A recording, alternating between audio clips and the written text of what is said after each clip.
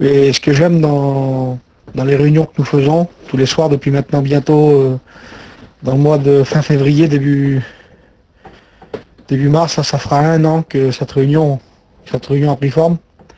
Gloire au Seigneur, avec beaucoup de monde tous les soirs qui prie le Seigneur, qui loue le Seigneur, et on a eu tellement de bénédictions, on a tellement été bénis. Gloire au Seigneur, mais ce que j'aime beaucoup, ce que je voulais vous dire, c'est la simplicité de ces canaux. Gloire au Seigneur. Nous avons un Dieu tellement grand, frères et sœurs. Nous avons un Dieu tellement immense, mais il est tellement simple, Seigneur. Vous savez, c'est bien souvent nous qui se compliquons. On se complique tellement la vie. Il semblerait qu'aujourd'hui, il faudrait tellement de choses pour être béni. Il faudrait tel sono, il faudrait tel chanteur, il faut mettre la lumière comme ça. Vous savez, aujourd'hui, on va dans des églises, il faut des lumières, il faut des écrans, il faut beaucoup de choses pour être béni.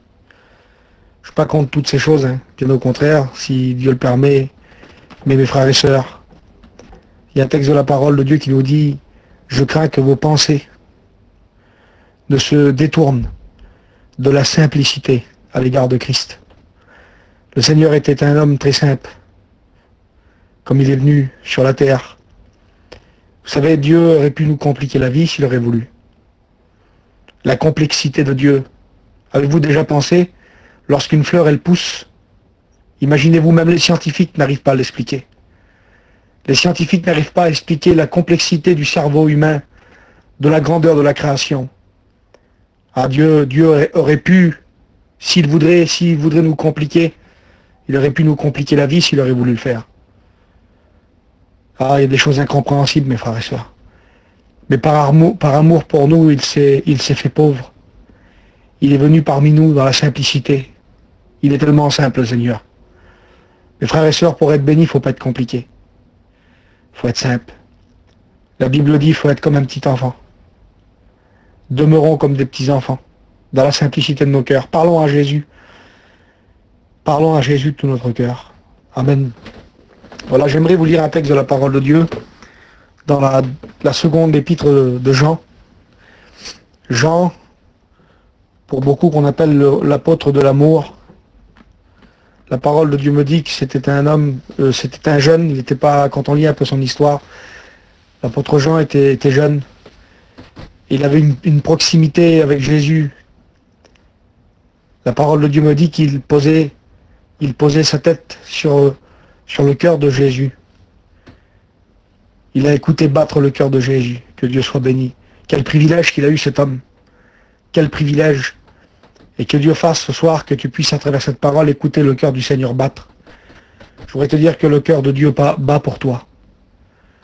Le cœur de Dieu bat pour tes enfants, pour ton foyer, pour ta famille. Oui, le Seigneur prend souci de toi. Tu es son enfant, tu lui as coûté cher. Tu as de la valeur aux yeux de Dieu. Tu as une grande valeur aux yeux de Dieu. Tes enfants ont une grande valeur aux yeux de Dieu. Ta famille a une grande valeur aux yeux de Dieu. Il a payé très cher pour eux. Il a payé pour toi, bien sûr, mais il a payé pour eux aussi. Il a payé aussi pour tes enfants. Et vous savez, quand on a payé quelque chose, mes frères et sœurs, eh ben on veut le récupérer. Lorsqu'on paye quelque chose, c'est à nous.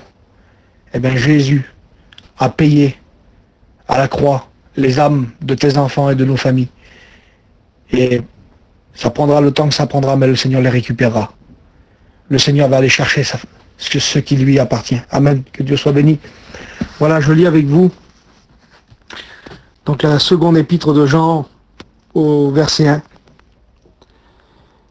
L'ancien à Kyria.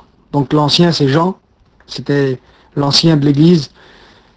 Et Kyria, certains commentateurs de la parole de Dieu nous disent que ça serait une église de l'époque. Certains pensent que c'est une personne, hein, sûrement une femme, ou un homme, on ne sait pas trop. Mais je pense que c'est une église personnellement. Et gardons cette pensée. C'est la pensée que Dieu nous met dans le cœur, que c'est une église, que Dieu parle à l'église. C'est l'ancien qui parle à l'église. C'est l'ancien qui parle à Kyria, l'élu, et à ses enfants, que j'aime dans la vérité. Ce n'est pas moi seul qui les aime, mais c'est aussi tous ceux qui ont connu la vérité. à cause de la vérité qui demeure en nous et qui sera avec nous pour l'éternité, que la grâce et la miséricorde et la paix soient avec vous de la part de Dieu le Père et de la part de Jésus-Christ le Fils du Père, dans la vérité et dans l'amour. Que Dieu soit béni. Merci Seigneur pour ce texte qui est merveilleux, qui est tellement profond. Et c'est l'apôtre Jean qui s'adresse. Et il voudrait s'adresser à nous. La parole de Dieu s'adresse à nous ce soir. Il dit l'ancien à Kyria. Et ça pourrait être Dieu qui parle à son Église. Il dit l'élu. Mes frères et sœurs, vous savez que le Seigneur vous a élus avant la fondation du monde. Quelle beauté d'être élus. Quelle beauté d'avoir été choisis. Nous qui ne le méritaient pas. Comment Seigneur, tu m'as choisi à moi? Oui. Je t'ai choisi Norton. J'ai choisi ton peuple. Comment nous, le peuple Tzigane, les Mahanouches, les Sinti, les voyageurs, les Yéniches, les Roms, un peuple qui était méprisé, pourchassé, attaqué. Seigneur, tu nous as aimés, Seigneur. Dieu nous a aimés et nous a élus, frères et sœurs. Il nous a aimés et il nous a élus avec nos défauts, avec nos incompréhensions, avec nos fautes, avec nos traits de caractère, avec qui nous sommes. Dieu nous a élus, il nous a aimés. Et la Bible dit à l'élu et à ses enfants, écoutez bien le mot, il est important, que j'aime dans la vérité. Et mes frères et sœurs, nous vivons dans un monde de mensonges. Nous vivons dans un monde sale, où la télévision nous ment, où il y a tellement de choses, on vit dans un monde corrompu. Et la véritable Église, les vrais enfants de Dieu. Parce qu'il y a des gens qui suivent une forme de religion, qui ont passé par les eaux du baptême, mais les vrais enfants de Dieu, les vrais élus. Il dit à l'élu et à ses enfants, ça c'est la véritable Église, il dit que j'aime dans la vérité. L'amour qui demeure dans cette Église, c'est un amour vrai. Et nous devons demeurer, frères et sœurs, dans la vérité. Soyons des hommes et des femmes vrais dans cette fin des temps. Marchons dans la vérité. Il dit, mais aussi, ce n'est pas moi seul qui les aime, mais aussi tous ceux qui auront connu la vérité. Mes frères et sœurs, pour aimer comme Dieu, il faut d'abord connaître la vérité. C'est la vérité qui nous rend libres. C'est la vérité qui fait de nous des hommes et des femmes libres. Libres d'aimer. Vous savez, des fois, on peut dire à quelqu'un, pardonne. Il faut que t'aimes, il faut que tu aies du pardon. Mais tant qu'on n'a pas été transformé par la vérité de la parole, on ne peut pas pardonner. Le pardon, c'est quelque chose qui vient d'en haut. Le cœur humain est trop méchant. Le cœur humain est trop dur. Il y a des choses qui sont impardonnables, mes frères et sœurs. Vous savez, des fois, c'est facile de dire à quelqu'un, faut que tu pardonnes, pardonne, pardonne. Mais des fois, il y a des personnes qui ont vécu des drames dans des familles, des choses terribles. Que s'il n'y a pas une intervention de Dieu, c'est impossible de pardonner. Impossible. Impossible. J'ai écouté le témoignage il y a quelque temps d'un homme. Un homme qui a pardonné l'assassin de son frère. Mes frères et sœurs, si ce n'est pas la vérité de l'amour de Dieu manifesté dans le cœur d'un homme, c'est impossible. Impossible. Et il y a des choses qui sont impossibles. Il y a des choses qui sont impossibles à réparer. Il y a des choses qui sont impossibles à rétablir pour nous. Mais ce qui est impossible pour l'homme, la parole de Dieu dit que c'est possible pour Dieu. Il faut laisser seulement la vérité éclater. Laisse la vérité éclater dans ta vie, dans ton foyer. Il dit, ce n'est pas moi seul qui les aime, mais tous ceux qui auront connu la vérité, parce que lorsqu'on connaît la vérité, on aime. Lorsqu'on a connu la vérité, parce que la vérité transforme le cœur des hommes. Et la vérité, c'est Jésus. La vérité, c'est sa parole. Mais Norton, pourquoi tu nous parles de la vérité ce soir? Seigneur, pourquoi que tu nous parles de la vérité? Parce que je vous le dis, frères et sœurs, nous vivons dans un monde de mensonges. Et les ciseaux du diable, dans cette fin des temps, retranchent beaucoup de choses. On va sur Internet aujourd'hui, sur YouTube et tout ce que vous voulez, il y a plein de sites. Je disais ça à l'église vers nous. On nous prêche pas toujours la vérité. Il y a des messages que nous écoutons, mes frères et sœurs, qui viennent des pays à l'étranger, même des fois en France. Bien sûr que je ne parle pas de notre mission. Je rends gloire à Dieu parce que notre mission, nos anciens comme Paillon, Jimmy, et nos anciens nous ont parlé, nous ont éduqués, nous ont enseigné dans la vérité. C'était des hommes de la parole. Nos anciens qui sont avec nous aussi sur le réseau tous les soirs. Hein, le frère Xavier, le frère Juanito, nos anciens qui sont là, ce sont nos anciens, nous les respectons et nous les aimons. Et nous les aimons premièrement parce que ce sont des hommes de la vérité. Ce sont des hommes de la Bible qui prêchent et qui vivent la vérité.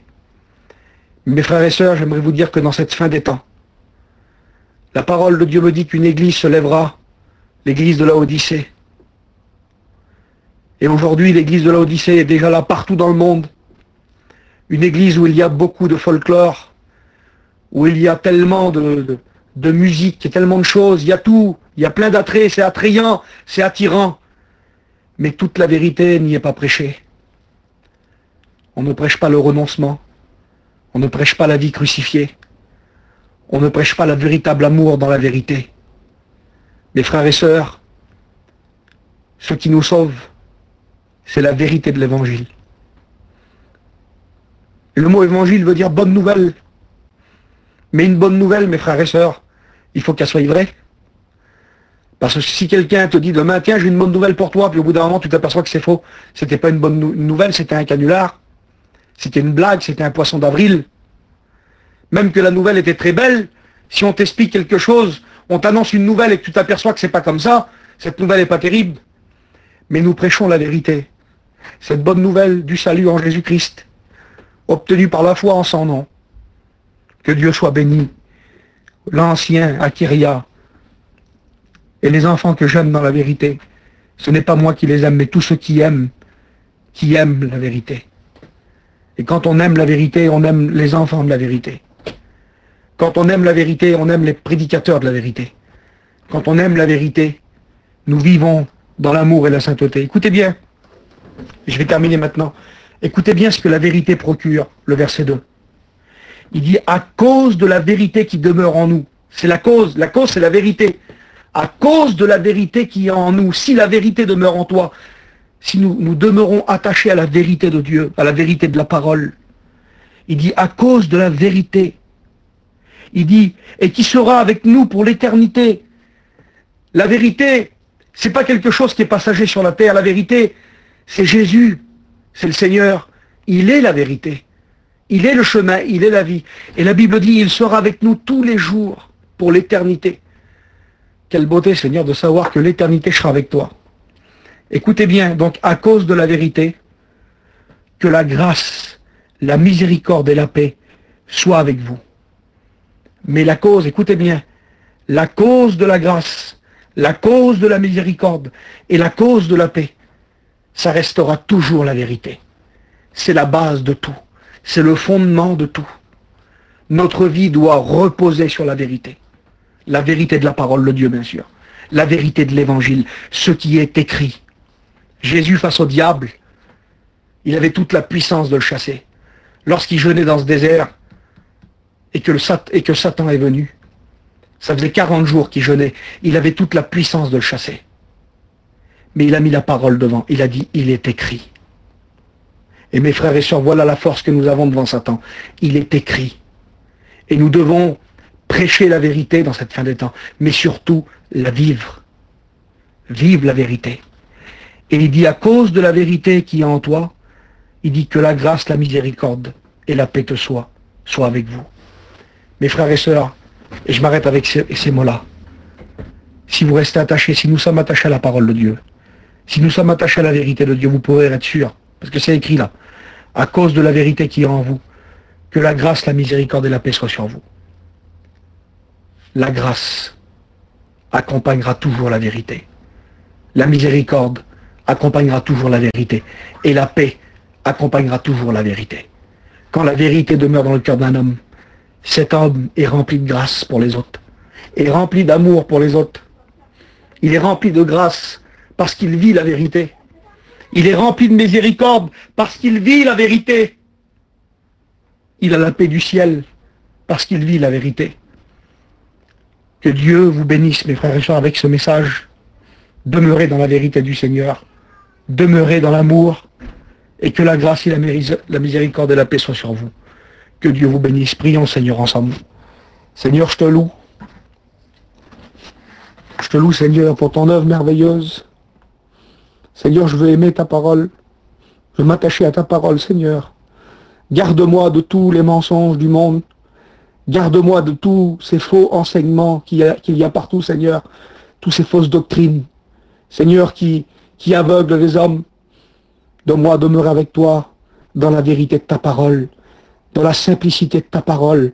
Seigneur, ton esprit vit en nous. Tu es en nous, Seigneur. J'ai pas besoin de te faire descendre. Tu es là dans mon cœur. Tu fais ta demeure en moi, Seigneur. Seigneur, tu es là. Tu es là, Seigneur. Alors, tu me suffis, Seigneur. Qu'est-ce que je vais aller chercher d'autre? J'ai connu la vérité, et à cause de cette vérité, Seigneur, ton amour demeure en moi. C'est à cause de la vérité que je suis là. C'est à cause de la vérité que nous sommes là. C'est à cause de la vérité que nous aimons, Seigneur. Mais que ta vérité, que ta lumière puisse grandir en nous. Ah, Seigneur, nous sommes comme on est avec nos caractères, avec qui nous sommes, Seigneur. Mais tu veux qu'on soit vrai devant toi. Comme un ancien le disait un jour, on est comme on est, mais on est vrai devant Dieu. Et c'est ça le principal. Je veux être vrai avec mon cœur. Je ne veux pas paraître ce que je ne suis pas, Seigneur. Je veux être vrai devant toi. Je suis un misérable. Je ne mérite rien de toi, Seigneur. Tout ce que j'ai, c'est par grâce. Tout ce que tu m'as donné, c'est par grâce. Je ne le méritais pas, mais tu me l'as fait. Tu me l'as fait par grâce, Seigneur. Toutes les promesses que tu m'as données, tu me les as données par grâce. Il n'y a aucun mérite, Seigneur. Aucun mérite, aucun mérite. Ah, Seigneur, que ton nom soit béni. Que Dieu vous bénisse, frères et sœurs. Priez le Seigneur. Amen.